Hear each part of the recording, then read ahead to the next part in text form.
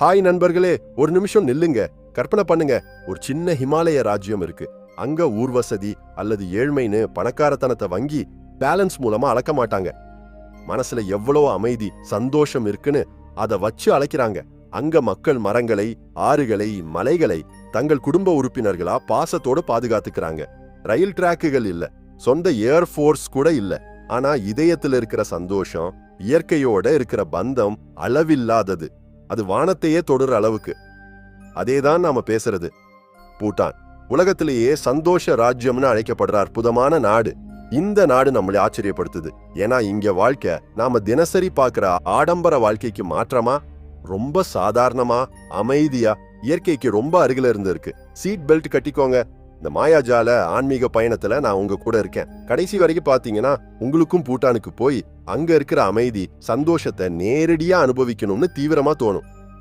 பூட்டான்னு பேரு புட்டன்ல இருந்து வந்தது, அதாவது மலைப்பகுதின்னு அர்த்தம். ஹிமாலயத்தின் இதயத்துல மறைஞ்சிருக்கிற இந்த நாடு நாலா பக்கமும் பெரிய மலைத்த தொடர்கள், பச்சை பள்ளத்தாக்குகள், படிகம் மாதிரி ஓடுற ஆறுகள், அற்புதமான ஜலபிரவாகங்களால் சூழப்பட்டிருக்கு. சிலர் இதை போட்டான்னு சொல்றாங்க, அதாவது திபெத்தின் கடைசின்னு. இந்த நாடு சீனா, நேபாளத்தோட எல்லைய பகிர்ந்துக்குது. ஆனா தன் கலாச்சாரம், பாரம்பரியங்களை கெட்டியா பாதுகாத்துக்குது. பூட்டான் மக்கள் தங்கள் நாட்டை த்ருக்யுல்னு அழைக்கிறாங்க, அதாவது இடி முழக்கத்தின் நாடு. ஏன்னா இங்க வானத்துல இடி மின்னல் ரொம்ப இயல்பா சக்தியோட தெரியுது. பூட்டானோட வரலாறு ரொம்ப பழசு. ஆனா 1974 வரை இந்த நாடு முழுக்க வெளி உலகத்திலிருந்து தூரமா மூடிய அறை மாதிரி இருந்துச்சு. வெளிநாட்டு சுற்றுலா பயணிகளுக்கு அனுமதி இல்ல. ஏன்னா தங்கள் கலாச்சாரம், சுற்றுச்சூழலை பாதுகாக்கணும்னு வலுவான முடிவு. இப்ப ரொம்ப பேர் வர்றாங்க. ஆனா ஒரு நாளைக்கு $100 சஸ்டைனபிள் டெவலப்மெண்ட் ஃபீ SDF தான் கட்டணும். 2023 இருந்து இந்த தொகை அமலுல இருக்கு. 2027 வரை தொடரும். இந்த பணம் நாட்டோட நிலையான வளர்ச்சிக்கு, சுற்றுச்சூழல் பாதுகாப்புக்கு, இலவச கல்வி, சுகாதார சேவைகளுக்கு, கலாச்சார பாதுகாப்புக்கு பயன்படுத்துறாங்க. அதாவது நாம கட்டுற பணம் பூட்டான் மக்களோட சந்தோஷத்துக்கு, எதிர்காலத்துக்கு நேரடியா உதவுது. இந்த நாடு எப்பவும் யாரோட அடிமை இல்ல, எப்பவும் சுதந்திரமா, சுயமரியாதையோட இருக்கு. மக்கள் சாதாரண வாழ்க்கை வாழ்றாங்க. ஆடம்பர வீடுகள் இல்ல, லக்ஷரி கார்கள் இல்ல, ஆனா சந்தோஷம், அமைதி அளவில்ல.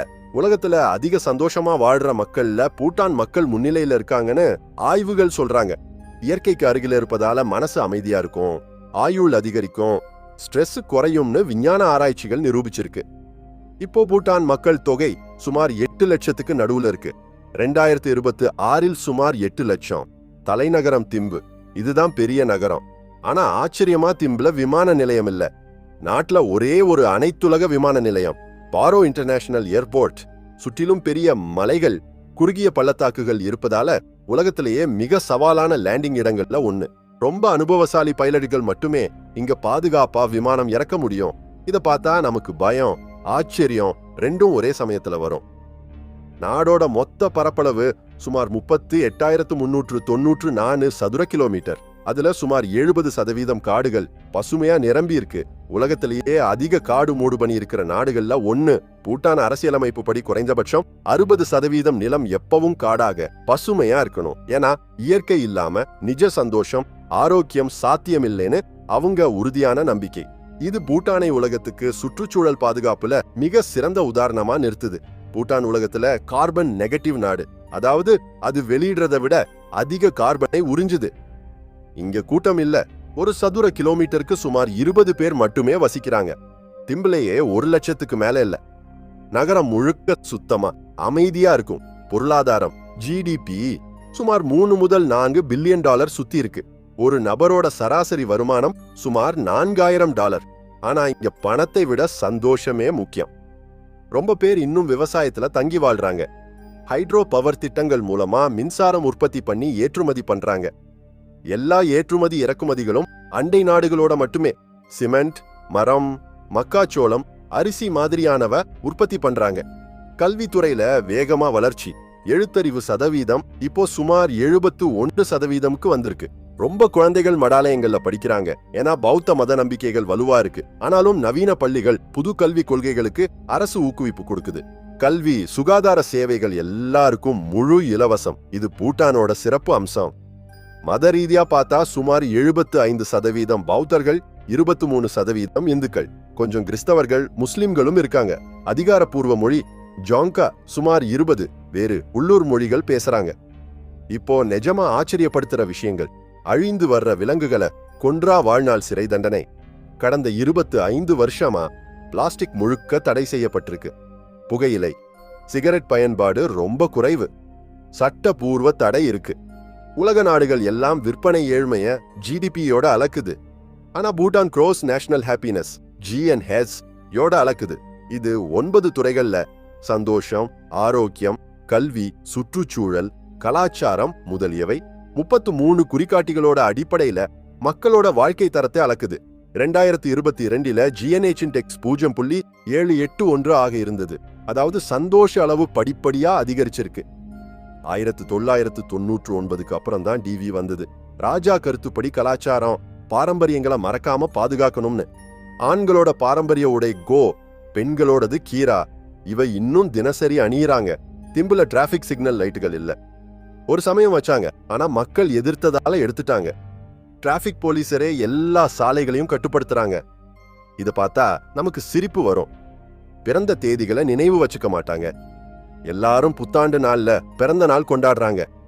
இங்க மக்கள் அதிதி தேவோ பவ கருத்தை இதயபூர்வமா பின்பற்றாங்க. விருந்தினர்களுக்கு ஏதாவது சாப்பிட அல்லது குடிக்க கொடுத்தா முதல் முறை வேண்டான்னு சொல்றது சாதாரணம். 2-3 தடவை வற்புறுத்தின பிறகுதான் ஏத்துக்கணும். இது வெறும் மரியாதை இல்ல, ஹோஸ்டுக்கு மரியாதை. அன்பு காட்டுற அழகான பாரம்பரியம். திருமண விஷயத்திலையும் பூட்டான் சிறப்பானது. ரொம்ப பகுதிகளில் இது மாதர் ஆதிக்க சமூகம். பெண்களே வீட்டு அதிபதிகள், குடும்ப முடிவுகளை எடுக்கிறாங்க. அடிக்கடி ஆண் மனைவியோட வீட்டுக்கு போய் அவங்க குடும்பத்தோட பகுதியாவான். மகள்கள் தாய் தந்தையோட சொத்தை வாரிசாக பெறுவாங்க. இது பெண்களுக்கு அசாதாரண சுதந்திரம், மரியாதை கொடுக்குது. சாகசம் விரும்பிகளுக்கு பூட்டான் நிஜ சொர்க்கம். Trekking, mountain bike, river rafting மாதிரியான அனுபவங்கள் இங்க அற்புதமா இருக்கும். நாடோட தேசிய விலங்கு தகின், பசு, ஆட்டு கலந்த மாதிரி தெரியற அரிதான அற்புத விலங்கு. தேசிய பூஹிமாலயன் ப்ளூபாப்சி, உயரமான மலைப்பகுதிகள்ல மட்டுமே பூக்கிற அழகான நீல பூ. மிக முக்கிய பண்டிகை திம்புத் சேசு. 3 நாள் தாஷிசோ ஜாங்க்ல ஆயிரக்கணக்கான மக்களோட நடக்கிற இந்த பண்டிகையில ரங்குல மாஸ்க் டான்ஸ், சாம் நடனங்கள், இசை, பௌத்த பாரம்பரியங்கள் நம்ம முழுக்க மந்திரமயமாக்கும். பூட்டான் உணவு சாதாரணமா இதயத்துக்கு நெருக்கமா ரொம்ப மசாலா நிறைஞ்சதா இருக்கும். நாடோட தேசிய உணவு யமாத்தச்சி, பச்சை அல்லது உலர்ந்த மிளகாய், சீஸ் கலந்த சூப்பர் ஸ்பைசி ஸ்டியூ. ரெட் ரைஸோட சாப்பிட்டா அற்புத ருசி. துக்பா அப்படிங்கிறது சூடான நூடுல்ஸ். சூப் குளிர்காலத்துல நல்லா ருசிக்கும். ஹோயண்டே அப்படிங்கிறது நம்ம மோமோ மாதிரியான ஸ்டீம் டம்ப்ளிங்ஸ். சூஜா டீ என்கிறது வெண்ணெய் டீ, உப்பு வெண்ணெய் கலந்த டீ. முதல்ல விசித்திரமா தெரிஞ்சாலும் இங்க பாரம்பரியத்தோடைய பகுதி. உணவுல வீணாக்க கூடாதுன்னு கொள்கை இங்க வலுவா இருக்கு. முக்கிய இடங்கள்ல திம்பு தலைநகர நகரம், அமைதியான சூழல், பஜார்கள், மடாலயங்கள், பெரிய புத்தா தோர்டென்மா சிலை, பாரோல டைகர் நெஸ்ட் மடாலயம், டக்சாங் மலையின் மேல வானத்துல தொங்குற மாதிரி தெரியற அற்புத காட்சி. ட்ரெக் பண்ணி பார்க்கணும். புனாகா பழைய தலைநகரம், சாகசத்துக்கு அற்புத இடம். அழகான ஜோங் ரிவர் ராஃப்டிங் வாய்ப்புகள். பாரோ அனைத்துலக விமான நிலையம் வழியா விமானத்துல அல்லது இந்தியாவில இருந்து சாலை வழியா போகலாம். Bhutan tourism high value low volume கொள்கையை பின்பற்றுது. ஒவ்வொரு சுற்றுலா பயணியும் நாளுக்கு சஸ்டைனபிள் டெவலப்மெண்ட் ஃபீ SDF கட்டணும். மொத்த செலவு ட்ரிப்ளான், நாட்கள் எண்ணிக்கை, ஹோட்டல் வகை மேல அடிப்படையா இருக்கும். ஆனா இது பணத்தால வாங்க முடியாத அமைதி, சந்தோஷம், இயற்கை நெருக்கம் கொடுக்கிற யூனிக் அனுபவம். நிஜ சாதாரண வாழ்க்கை இயற்கைக்கு அருகில இதயபூர்வ சந்தோஷத்தோட வாழ்றது எப்படின்னு பார்க்கணும்னா பூட்டான் தவறாம போகணும். நீங்க பூட்டானுக்கு போயிருக்கீங்களா? உங்க அனுபவங்கள் என்ன?